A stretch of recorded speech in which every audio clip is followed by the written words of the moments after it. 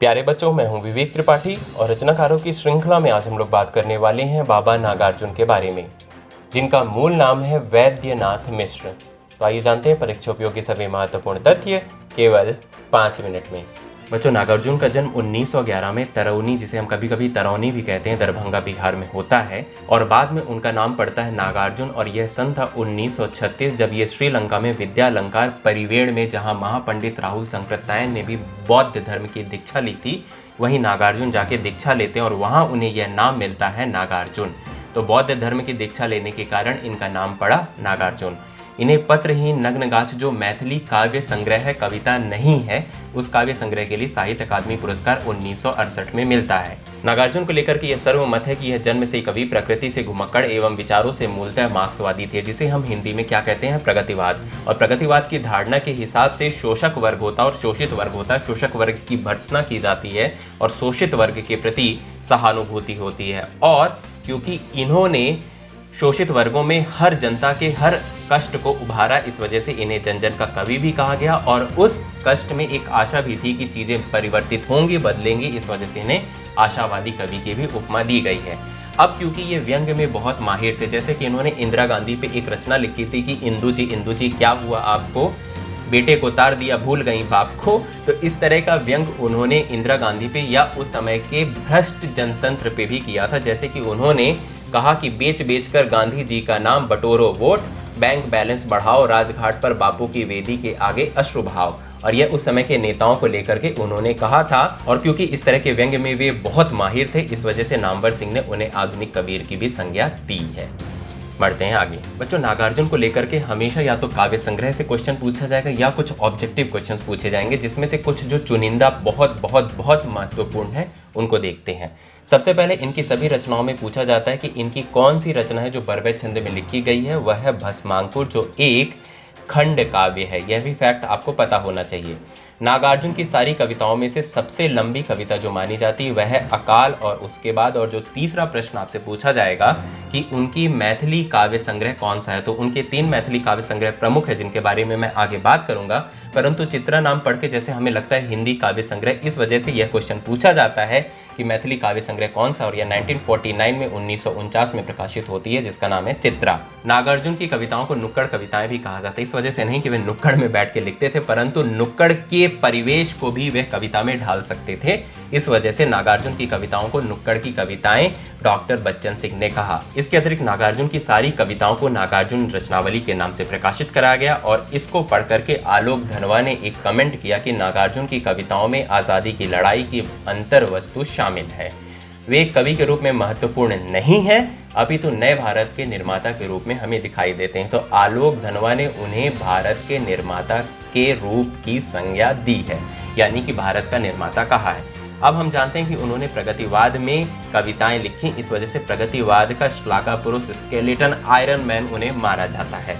इसके अलावा जो दूसरा कमेंट है, जिसमें हमेशा हर बच्चे गलती करते हैं, कि नागार्जुन को प्रयोग धर्मा कवि कहा है। किसने कहा है? नामवर सिंह ने। इसलिए नहीं कहा क्योंकि वे प्रयोगवाद के कवि हैं, परंतु देखते हैं कि उनके प्रयोग शब्द का प्रयोग करने की वजह क्या थी। तो नामवर सिंह ने उन्हें प्रयोग धर्मा कवि सिर्फ इसलिए कहा क्योंकि वे प्रयोग जो थे वे लय के रूप में थे, छंद के रूप में थे, विषय वस्तु के रूप में थे। एक बार कमेंट देखते हैं कि नागार्जुन जैसा प्रयोग धर्मा कवि कम ही देखने को मिलता है, चाहे वे प्रयोग लय के हों, छंद के हों, विषय वस्तु के हों। यह किसका कमेंट है? नामवर सिंह का है। तो नामवर सिंह ने उन्हें प्रयोग धर्मा कवि कहा है। ऑप्शन में आपसे पूछा जाएगा कि किसे प्रयोग धर्मा कवि कहा गया है, और नागार्जुन आप टिक ही नहीं लगाएंगे क्योंकि आपको पता होगा कि ये तो प्रगतिवाद है। यही गलती होती है। आपको ध्यान रखना है कि नामवर सिंह ने उन्हें प्रयोग धर्मा कवि कहा है और प्रयोग उन्होंने लय के, छंद के और विषय वस्तु के किए हैं। इनके बारे में 2 फैक्ट हैं जो आपको पता होनी चाहिए कि इनकी जो प्रथम कविता है वह राम के प्रति है। इसके बाद जो प्रथम कहानी वह असमर्थ दाता है। आइए बच्चों, बात करते हैं नागार्जुन के काव्य संग्रहों के बारे में। तो कई किताबों में, कई उपन्यासों में, कई आलोचनाओं में गलत गलत डेट लिखी हुई है इनकी रचनाओं को लेकर के, और मैंने जो डेट यहाँ बताई है वही सही है। और इसे वेरीफाई करने में, सुनिश्चित करने में कि मैं आपको पुष्ट जानकारी ही दूं, मुझे इसी वजह से 3 सप्ताह लग गया। तो जो डेट मैंने इसमें बताई है वही डेट आपको याद रखनी है। उसके अलावा किसी भी किताब में अगर कोई और डेट दी गई है तो सब गलत है। ठीक है, आइए देखते हैं कि इनमें से कौन सी मोस्ट इंपॉर्टेंट रचनाएं हैं जो आपको पता होनी चाहिए। तो इनकी जो प्रथम काव्य संग्रह है वह युगधारा, जो 1953 में प्रकाशित होती है। इसके बाद आती है सतरंगे पंखों वाली, जो 1959 में, फिर 62 में आती है प्यासी पथराई आंखें, 71 में आती है भस्मांकुर, जो मैंने बताया खंड काव्य है, फिर तालाब की मछलियां 1975 में, तुमने कहा था 1980 में, और इसी साल प्रकाशित होती है खिचड़ी विप्लव देखा हमने। और ये जो रचनाएं हैं ये आपको 100% याद होनी चाहिए, वरना एग्जाम देने मत जाना। ठीक है, इसके अलावा जो बाकी हैं इनमें से आपको किसी की डेट याद करनी है तो आप कीजिए, नहीं करनी तो कोई बात नहीं, ज़्यादातर क्वेश्चंस इसी पार्ट से पूछे जाएंगे। पर एक बार देखते हुए चलते हैं कि इनके अन्य काव्य संग्रह कौन से थे। इसके बाद आता है हजार हजार बाहों वाली 81 में, 83 में आता है पुरानी जूतियों का कोरस, उसके बाद रत्न गर्भा 84 में, 85 में ऐसे भी हम क्या ऐसे भी तुम क्या, और 86 में आखिर ऐसा क्या कह दिया मैंने, फिर इस गुब्बारे की छाया में, फिर आता है भूल जाओ पुराने सपने, और अंत में आता है अपने खेत में 1997 में, जो उनका अंतिम काव्य संग्रह है। तो मैंने आपको दो फैक्ट बताया कि इनका प्रथम काव्य संग्रह कौन सा है युगधारा, और अंतिम काव्य संग्रह कौन सा है अपने खेत में। ये दोनों फैक्ट आपको एग्जाम के लिए पता होने चाहिए। बढ़ते हैं आगे। आइए बच्चों, बात करते हैं नागार्जुन के उपन्यासों के बारे में। तो इसमें जो दो महत्वपूर्ण उपन्यास है, जो मोस्ट इंपॉर्टेंट है, वह है रतिनाथ की चाची और दूसरा है बलचनामा। अब रतिनाथ की चाची 1948 में प्रकाशित होता है और यह उनका प्रथम उपन्यास है। यह क्वेश्चन मोस्ट इंपॉर्टेंट है, याद रखना।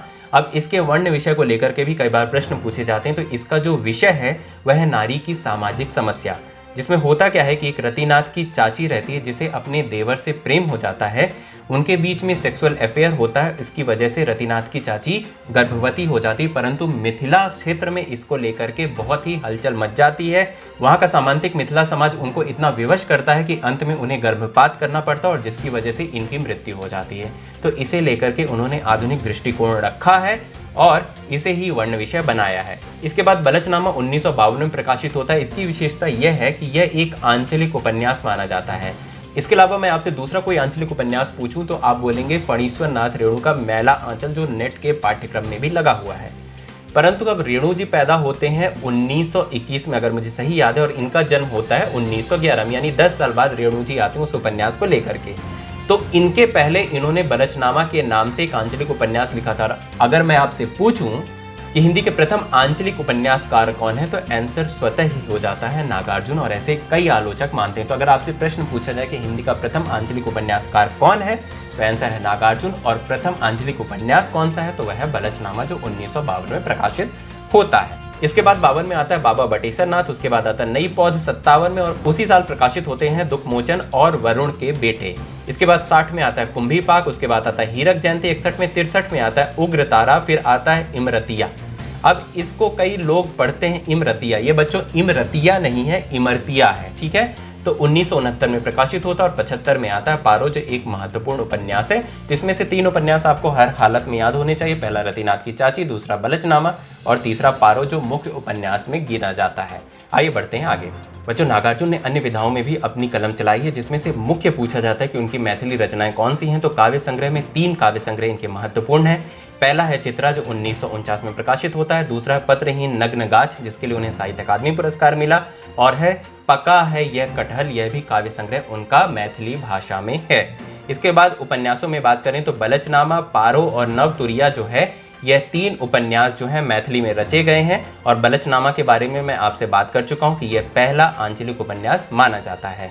इनके निबंध संग्रहों के बारे में बात करें तो 2 महत्वपूर्ण निबंध संग्रह हैं। पहला है बम भोलेनाथ और दूसरा है अन्नहीनम क्रियाहीनम। अब अन्नहीनम क्रियाहीनम को लेकर के कई बार डाउट होता है, आपको पता होना चाहिए कि यह नागार्जुन का निबंध संग्रह। अब इन्होंने निबंध संग्रहों में 3 तरह के निबंध लिखे। पहला था वैचारिक, दूसरा था व्यक्तिपरक, और तीसरा था ललित।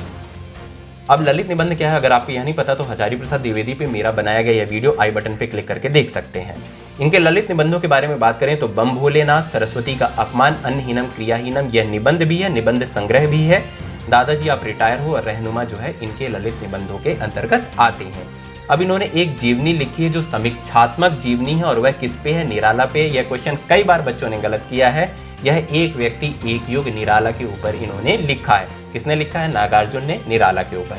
उनके द्वारा रचित जो महत्वपूर्ण संस्मरण है उसमें है मैं सो रहा हूँ, 1 घंटा और आईने के सामने। यात्रा वृत्तांत भी उन्होंने लिखे हैं जिसमें से हिमालय की बेटियां, टिहरी के नेलंग और सिंध में 17 महीने। इसके अलावा और भी यात्रा वृत्तांत है, परंतु मैं उसकी परिचर्चा नहीं कर रहा हूँ क्योंकि वह एग्जाम के लिए उतने महत्वपूर्ण नहीं है। इन्होंने जीवनी भी लिखी है, प्रेमचंद, रामायण की कथा, अयोध्या का राजा और वीर विक्रम जो है इनके महत्वपूर्ण जीवनी के रूप में हमें दिखाई देते हैं। अब इसके अलावा जो सबसे महत्वपूर्ण कथन है जो एग्जाम में आज तक नहीं पूछा गया और पूछा जा सकता है वह है डॉक्टर रामविलास शर्मा का। उन्होंने उनके काव्य और कवि होने पे एक कथन कहा है, आइए देखते हैं क्या। तो उन्होंने कहा कि नागार्जुन कवि ही नहीं कविता के आलंबन भी बन गए हैं, हिंदी साहित्य की जीवंत परंपरा और भारतीय जनता के साहसी अभियान के प्रतीक हैं। तो रामविलास शर्मा ने नागार्जुन को 2 उपमाएं दी, पहला है कविता का आलंबन और दूसरा हिंदी साहित्य की जीवंत परंपरा। किसने कहा? रामविलास शर्मा ने कहा। किसको कहा? नागार्जुन को।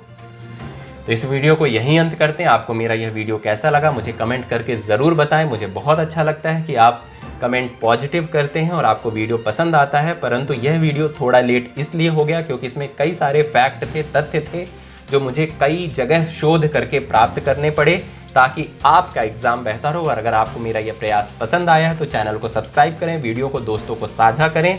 मिलते हैं इसी तरह के अन्य रचनाकार के साथ 5 मिनट की वीडियो में, तब तक ध्यान रखें अपना। शुक्रिया।